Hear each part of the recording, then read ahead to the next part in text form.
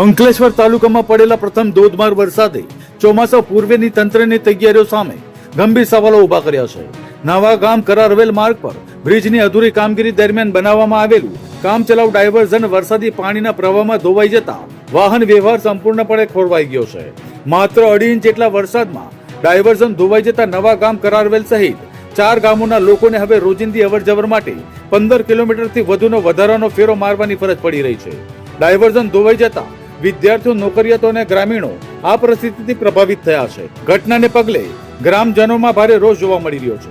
તેમનું કહેવું છે કે ચોમાસું શરૂ થાય તે પહેલા જ બ્રિજનું કામ પૂર્ણ કરવું અથવા મજબૂત અને સુરક્ષિત ડાયવર્ઝનની વ્યવસ્થા કરવી તંત્રની જવાબદારી હતી, પરંતુ આયોજનના અભાવ અને બેદરકારીના કારણે પ્રથમ જ વરસાદમાં ડાયવર્ઝન ધોવાઈ જતા હજારો લોકોને હવે હાલાકી ભોગવવાનો વારો આવ્યો છે. ઘટનાની જાણ થતા સ્થાનિક તંત્ર હરકતમાં આવ્યું છે.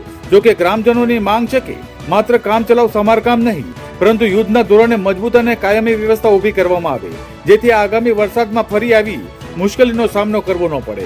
પ્રથમ જ વરસાદમાં ધોવાઈ ગયેલું ડાયવર્ઝન વિકાસના કામોની ગુણવત્તા અને તંત્રની આયોજન ક્ષમતા સામે ગંભીર સવાલો ઉભા કરી રહ્યું છે.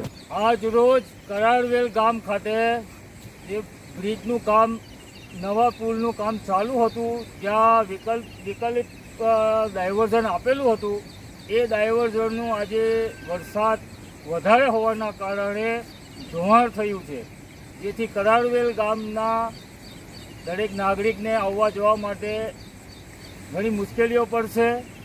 તો જે તે તંત્રને અને કોન્ટ્રાક્ટરને વિનંતી છે કે આનું વહેલી તકે ફરીથી ડાયવર્ઝનનું કામ ઉપાડે, જેથી કરારવેલ ગામના જે વિદ્યાર્થીઓ છે, જે સ્કૂલે કોલેજ પર જાય છે, એમને તકલીફ ના પડે. ઘણા બાળકો અહીંયાથી સ્કૂલે દધાલ, અંકલેશ્વર, અલગ અલગ જગ્યાઓ પર ભણવા માટે જાય છે, અને અમારે હવે અહીંયાથી દવાખાને જવું હોય તોય દધાલ જવા માટે પણ 7 થી 8 કિલોમીટર થશે. અંકલેશ્વર જવા માટે 18 થી 20 કિલોમીટરનો ફેરાવો થાય. એટલા માટે તંત્રને વિનંતી છે કે આનું કામ વહેલી તકે આજે તાત્કાલિક ધોરણે આ ડાયવર્ઝન ફરીથી ઊભું કરાવે.